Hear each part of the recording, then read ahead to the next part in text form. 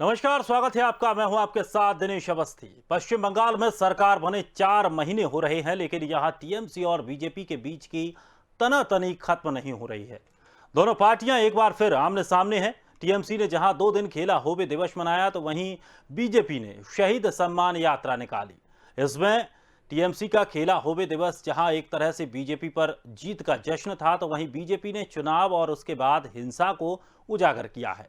दोनों पार्टियों की इसी तनातनी पर हम इस कार्यक्रम में चर्चा करने वाले हैं, लेकिन चर्चा शुरू करने से पहले आपको बता दें कि टीएमसी खेला होवे दिवस को युवाओं के बीच चरित्र और राष्ट्र निर्माण के लिए खेलों को बढ़ावा देने की पहल बता रही है, तो वहीं बीजेपी पर जीत के जश्न के तौर पर इसे देखा भी जा रहा है, क्योंकि पश्चिम बंगाल विधानसभा चुनाव के दौरान खेला होवे नारे का खूब इस्तेमाल हुआ।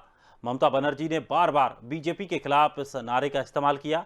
इसके बाद कुछ दिनों पहले कोलकाता के नेताजी इंडोर स्टेडियम में भीड़ को संबोधित करते हुए सीएम बनर्जी ने खेला दिवस नाम से योजना की घोषणा भी की। तो वहीं बीजेपी ने इसके जवाब में 3 दिवसीय शहीद सम्मान यात्रा निकाली है। दरअसल भाजपा 16 से 18 अगस्त तक राष्ट्रीय स्तर पर जन आशीर्वाद यात्रा का आयोजन कर रही थी, लेकिन बंगाल में हुई चुनावी हिंसा को देखते हुए मृतक कार्यकर्ताओं को श्रद्धांजलि देने के लिए राज्य में इसका नाम बदलकर शहीद सम्मान यात्रा कर दिया गया। इस दौरान दोनों पार्टियों ने एक दूसरे पर जमकर निशाना साधा। तो अब बंगाल में ये जो सियासत का खेल है, जिसे खेला भी कहा जा रहा है, आखिर ये क्यों खत्म नहीं हो रहा है और शहीद सम्मान यात्रा के बहाने क्या संदेश देना चाहती है बीजेपी और टीएमसी, इसी पर आज हम बात करेंगे और इसको लेकर के चर्चा करेंगे। हमारे साथ मेहमान भी जुड़ेंगे। हमारे साथ जॉय चौधरी साहब, नेता बीजेपी से, फरीद खान साहब, नेता टीएमसी से। दोनों मेहमानों का बहुत बहुत स्वागत है हमारे खास कार्यक्रम में।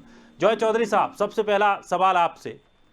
यात्राएं निकाल रहे हैं, एक दूसरे के कंपटीशन में यात्राएं निकल रही हैं, संदेश क्या देना चाहते हैं? खेला होवे दिवस से तो जो इन लोगों का स्लोगन था, बंगाल की जनता इतनी त्रस्त है। खेला होवे माने विरोधी जितने हैं पार्टी के कार्यकर्ता, उन पे अत्याचार किए करो। खेला होवे माने बेकारों को और बेकारी की तरफ ले जाओ और उनको कोई न कोई भत्ता दे दो। खेला होवे का इनका मतलब है। आज ये खेला होवे आप इच्छा से, ये कोई माने अलग नहीं। इनका मोटो ही था कि 16 अगस्त को जो बंगाल में ग्रेट कैलकाटा किलिंग के नाम से जाना जाता है, जहां पे मुस्लिम लीग ने 1946 में 1946 में करीबन 15 से 16 हजार हिंदुओं की हत्या किया था 3 दिन में, 16 से लेकर के 19 के बीच में।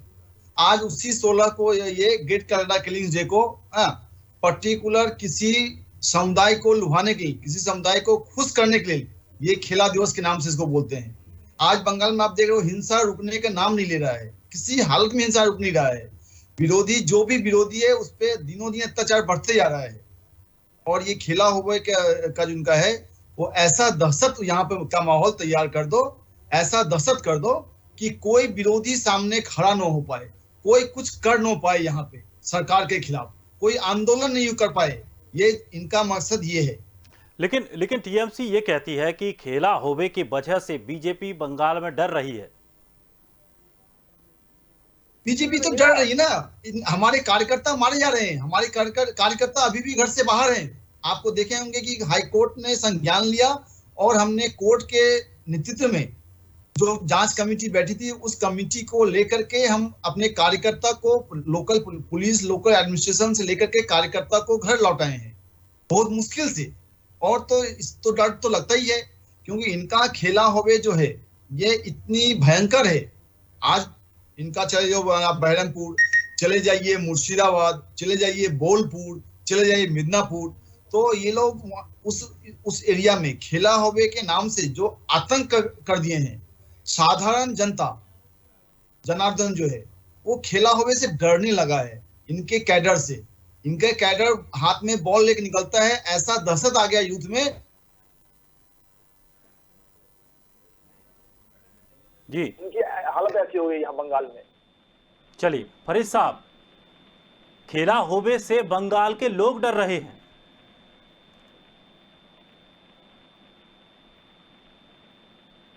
फरीद जी, आप तक आवाज पहुंच पा रही है मेरी?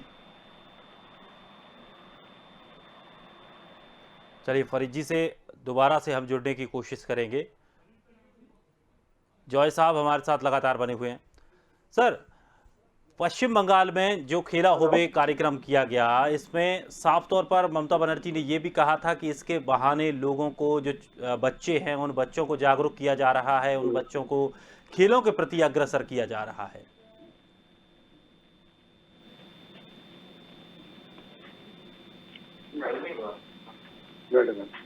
सर, आप तक आवाज पहुंच रही है?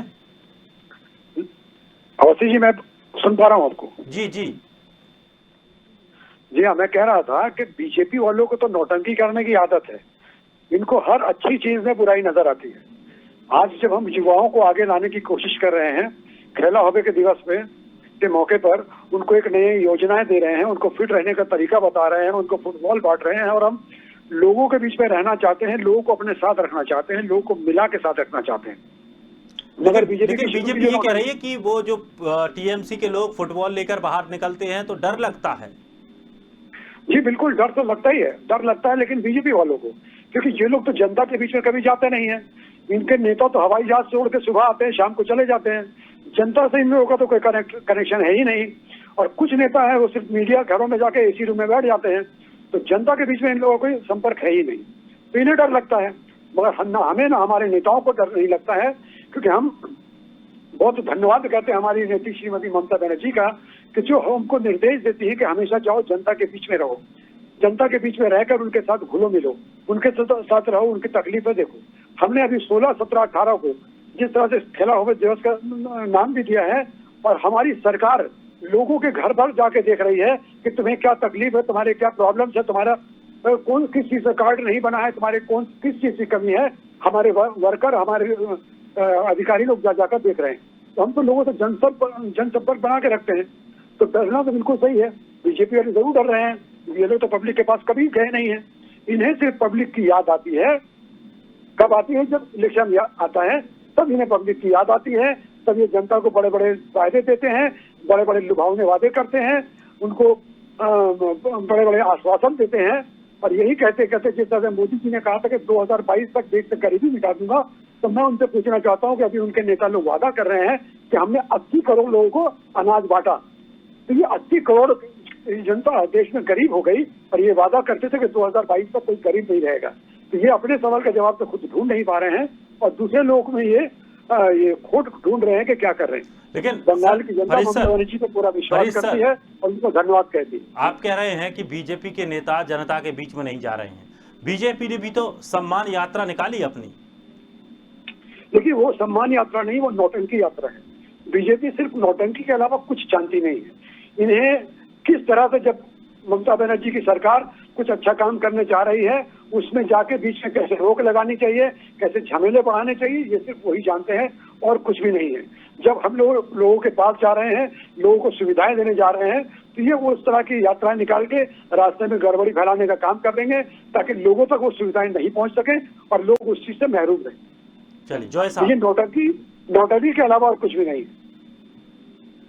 दिनेश जी, सबसे पहले तो फरीद जी को ये बोल दें इनको कि इनका जो खेला हुए दिवस है, इन्होंने 1300 करोड़ रुपए जो बंगाल की जनता की टैक्स की पैसा है, उन्होंने क्लब को खैरात में दे दिया। वो 1300 करोड़ रुपए से क्या यूथ को क्या भला हुआ? उस यूथ का क्या भला हुआ जो क्लब को उन्होंने बांटे? आज यहाँ पे ये क्लब को पैसा दे रहे हैं, खेला हुए दिवस पे ये यूथ को बोल रहे हैं कि लुभा रहे हैं, और वहीं पे जो पैरा टीचर्स हैं जिनका नाम आ गया है, जो रिटर्न पास कर लिए हैं, वाइवा हो गया इनका, और सॉल्ट में जब धरने में बैठते हैं पैरा टीचर्स लोग, तो उनपे इनका पुलिस आक्रमण, रात के अंधेरे में आक्रमण करता है। इनका पुलिस मार करके पैरा टीचर्स वाले को वहां से भगा देता है। आज बताइए, आज 10 साल में इन्होंने इतनी सारी भत्ते दिया है, कभी मुअज्जिम भाता, तो कभी इस्लाम को भाता, कभी वो भाता, गरीब को भाता, कभी वो तब। आज ये क्या आदमी के बेरोजगारों को मजाक बना रहे हैं? अभी ये लक्ष्मी भंडार दे रहे हैं। आज आप ये क्यों नहीं बना रहे हो कि यूथ को, जिनको नौकरी नहीं मिला है, उस यूथ को नौकरी के लायक दिया जाए? यहाँ पे ऐसा कुछ किया जाए जिससे यूथ को, युवाओं को नौकरी मिले। इसके सिवा ये तरह तरह के लुभावने, कभी किसी को 500 रुपए दे दिए, कभी किसी को 1000 रुपए दे दिए। इससे क्या यूथ का भला हो जाएगा? इससे किसी यूथ का भला नहीं होगा। और रहा बात गरीबी का, तो शायद आपको पता नहीं होगा, जब मोदी जी बोले थे कि 2022 तक गरीबी दूर हो जाएगा भारतवर्ष से, उस समय कोरोना की ये महामारी नहीं आई थी।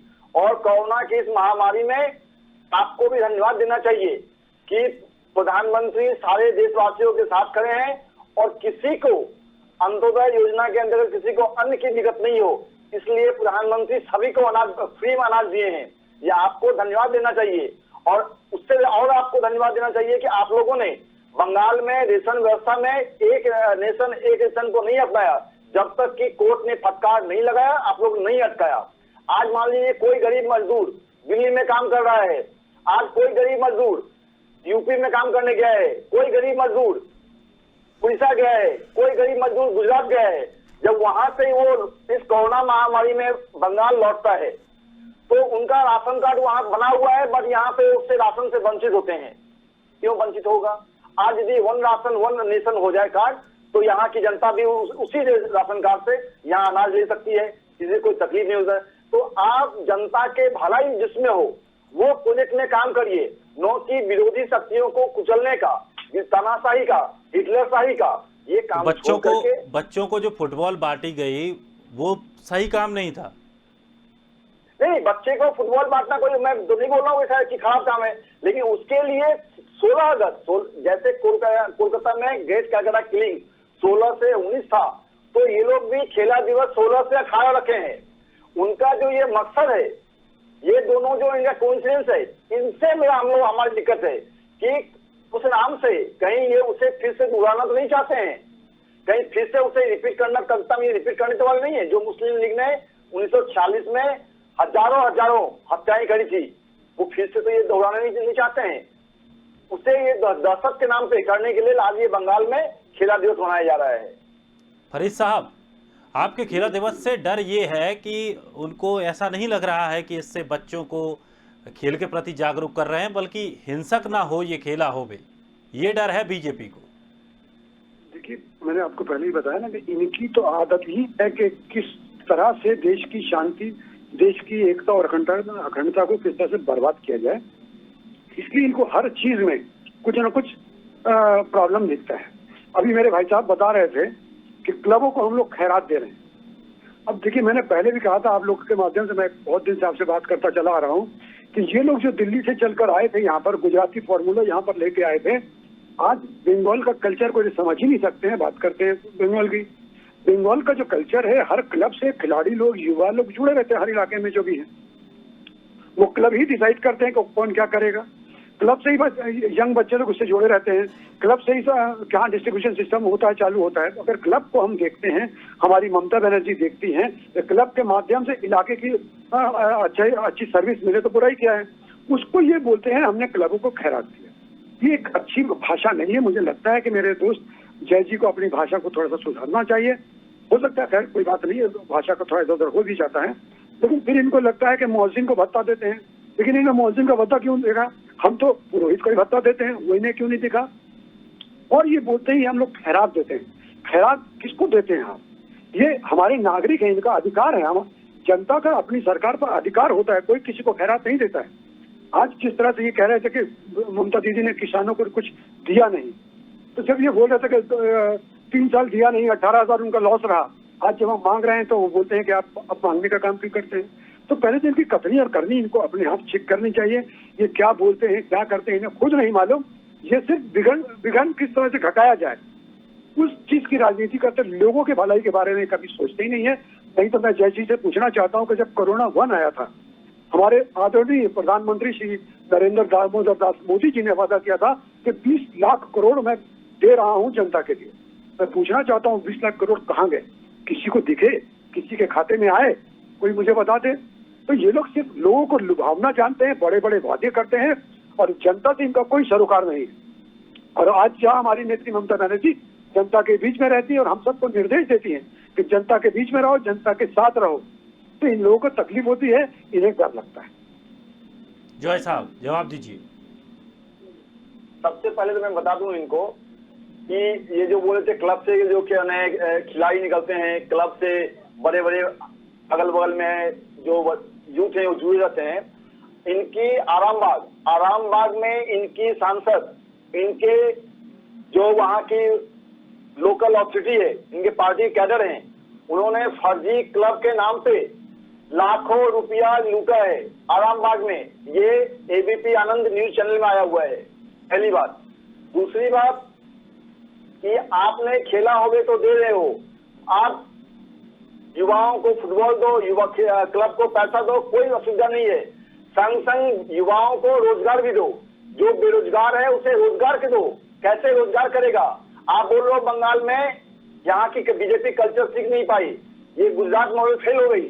अरे साहब, यहाँ की आपकी जनता यहाँ से हमारी जनता जा रही है गुजरात में काम करने को। आप ऐसा कुछ करो कि यहाँ की यूथ गुजरात न जाए, यहाँ का यूथ दिल्ली न जाए, यहाँ का यूथ यूपी न जाए, यहाँ का यूथ उड़ीसा न जाए। ऐसा कुछ करिए। आप लोग बोल रहे हो कि आप हिंदू के ब्राह्मण को भी दे रहे हो भत्ता। साहब, किसी भी धर्म गुरु को पैसा 500 रुपया, 1000 रुपया, 2000 रुपया देना सरकार का काम नहीं है। उस धर्म के धर्मावलंबी जो है उनका खर्चा वो चलाता है। आज जो हिंदू हैं, उनके जो पुरोहित हैं, उनकी खर्चा हिंदू चलाती है, मंदिर से चलता है। जो आज मुजाहिम है, जो आज इमाम है, उनकी खर्चा मस्जिद से चलती है। सरकार का काम नहीं है कि देना। आप लोग खाली पैसा दे करके, भत्ता दे करके आदमी को गुमराह कर रहे हो। वोट तो जीत सकते हैं यहाँ पे पैसा भत्ता दे करके, लेकिन यहाँ की जनता को भलाई नहीं हो सकता है। आज बताइए ना, आज बताइए, आपने इतना किया है, हर को भत्ता दिया है, ऐसा कोई नहीं जहाँ भत्ता नहीं दिया हो। आज बताइए कि बंगाल में कितनी सारी कल कारखाने लगी है। आप बताइए बंगाल में युवाओं को कितना नौकरी मिला है। आपने भत्ता के नाम पे ऐसा कर दिया कि जो इंजीनियर पास बच्ची है वो डूम की नौकरी के लिए अप्लाई किया है। ये हमारी शर्मनाक नहीं है, ये हमारे शर्म की बात नहीं है कि आज इंजीनियर पढ़ी लिखी बच्ची जो इंजीनियरिंग पास करी है, जो इतनी टैलेंटेड बच्ची थी, वो क्या डोम की नौकरी करेगी? मैंने यहाँ की नौकरी कोई भी खराब नहीं होता है, बट मेरा कहना है कि यहाँ पे नौकरी का, यहाँ पे युवाओं का नौकरी का ऐसी हालत हो गई है कि युवा जो अच्छे पढ़े लिखे भी हैं वो किसी हद तक जा रहे हैं नौकरी गंवाने के लिए। सरकार, आपकी सरकार 500,000 रुपए किसी को दे दे, उस 500,000 रुपए से किसी फैमिली का भला नहीं होने वाला जब तक उनके घर के युवा बेटे बेटी कोई अच्छी नौकरी न लग जाए। आप वो चिंता करिए, आप सरकारी नौकरी नहीं दे पा रहे हैं, आप यहाँ पे कल कारखाना लगाइए। बताइए ना, आपने इतनी सारे तो हमें इंडस्ट्री मेला किए हैं, कितनी इंडस्ट्री लगी आप यहाँ बंगाल में, आप इसके बारे में बात करिए। आप कभी फुटबॉल लेकर आ जाते हो, आपकी कैडर लोग ले आते हैं फुटबॉल लेकर के, खेला होगे। अरे विरोधियों को कुचलने का कौन सा नया तरीका आपने अपना लिया है? फरीद साहब। जी जय जी, हम विरोधियों को कुचलने का कोई तरीका नहीं अपना रहे हैं। मैं कल नॉर्थ बंगाल में था, आपके ही एक डिस्ट्रिक्ट के प्रेसिडेंट गंगा प्रसाद शर्मा जी ने हमको ज्वाइन किया था और आज हमने उनको पूरा सम्मान देते हुए जलगांव डेवलपमेंट अथॉरिटी का चेयरमैन बनाया है। हम तो विरोधियों का भी सम्मान करते हैं, आपका भी सम्मान करते हैं, लेकिन आपकी पार्टी की तरह हम दोहरा रवैया नहीं अपनाते हैं। अब देखिए, आप अभी बता रहे थे पुरोहितों के बारे में। अगर आप जाइए पीछे सोमनाथ टेम्पल में, जहाँ के ट्रस्टी में हमारे आदरणीय प्रधानमंत्री जी का नाम भी है और अमित शाह जी का भी नाम भी है, और उनको चंदा गवर्नमेंट ही देती है, उनकी सैलरी गवर्नमेंट देती है। तो अब ये दोहरा रूप आपका नहीं हो गया? पहले आप लोग इतिहास देखिए, आप लोग क्या करते हैं वो देखिए। आपने 20,000 करोड़ गंगा सफाई में लगा दिए, क्या गंगा साफ हुई? आज 7 साल हो गए हैं। 20,000 करोड़ वो कहाँ गया बताइएगा देश को। और आपने एलपीजी के नाम पर पेट्रोल पंप पर जो करोड़ों रुपए का एडवर्टीजमेंट लगा के रखे हुए हैं, क्या देश खुश है उससे? आप लोग सिर्फ अपने नाम का अपना पोस्टर लगाना, अपने आप को पोस्टर बॉय बना के रखना, लोगों के दिमाग में उतरना। अभी आपने डर से उतार दिया है पेट्रोल पंप से मोदी जी के सारे पोस्टर, लेकिन वो अभी पूरे उत्तर प्रदेश में चल रहे हैं आपके और योगी जी के साथ में। तो आप लोग अपने आप को खाली ब्रांडिंग कर रहे हो। देश बर्बाद में जाए, देश जहाँ भी जाए, लेकिन आपको परवाह नहीं है। लेकिन और ममता बनर्जी अगर हमारे लोगों के लिए, जनता के लिए काम करने अगर जाती है तो आप लोगों को तकलीफ होता है, आप लोगों को डर लगता है। अगर आप इतने ही ऐसी हैं बंगाल के, बंगालियों के या देश के, तो मैं देश का बाद में आऊंगा। मैं आज आपसे एक बात बता रहा हूँ कि आज भी अफगानिस्तान में 200 से ज्यादा नॉर्थ बंगाल के लोग फंसे हुए हैं। आपने उनको वापस लाने का क्या काम किया, थोड़ा बताइएगा आप इस टीवी के माध्यम से। आप लोगों के पास कोई जवाब नहीं होगा, क्योंकि आप लोग सिर्फ अपने ब्रांडिंग में लगे हुए हैं, कोई फंसे तो फंसे, क्योंकि अभी इलेक्शन नहीं है। जब इलेक्शन आएगा तब आप बताइएगा कि यहाँ पर ये है, वहाँ पर ये। तो अगर आज हम किसी के साथ कोई अच्छा काम कर रहे हैं तो आप लोगों को अच्छा नहीं लग रहा है, आप लोगों को डर लग रहा है। ठीक है, डर है, अच्छा है, डर हमें अच्छा लगता है। दिनेश जी, फरीद जी के को जो उन्होंने प्रश्न पूछा है उनका मैं 2-3 उत्तर दे दूं उनको। सबसे पहले तो उन्होंने बोला कि गंगा प्रसाद शर्मा हमारी पार्टी के थे, उनको ज्वाइन किया तो उनको किसी का चेयरमैन बना दिए, तो वो ये सम्मान देते हैं। अरे आप क्या, आपके पार्टी में जब ज्वाइन किया प्रेशर में क्रिएट करके तब आप उसे सम्मान दिए हो? कौन सा बीजेपी वाले को आप कोई किसी चीज का चेयरमैन बना दिए हो? आप बीजेपी में रहते हुए किसी को चेयरमैन बनाए हो क्या? ना आपकी पार्टी में आए तब इसको चेयरमैन बनाए हो? आप पहले ये सोचिए कि आपके पार्टी में जब वो बंदे ज्वाइन किए, गंगा जी ज्वाइन किए हैं, तब आप उन्हें चेयरमैन बनाए हो। आपके यहाँ जो हमारे आदमी थे, आपके आदमी ज्वाइन किए हैं, आपकी पार्टी जब ज्वाइन किए तब आप चेयरमैन बनाए हो। हमने उनको जब आपके पार्टी ज्वाइन किए तब चेयरमैन बनाए हो। जज साहब, उन्होंने चेयरमैन बनाया है, आपने सीधा सीएम बना दिया। चेयरमैन बनाया ना, हम तो विरोधियों को भी सम्मान देना चाहते हैं।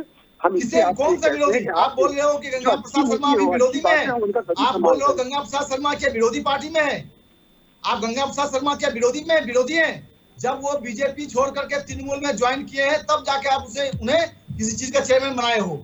और रहा बात तालिबान का, तो सुन लीजिए, वहाँ की हर जनता के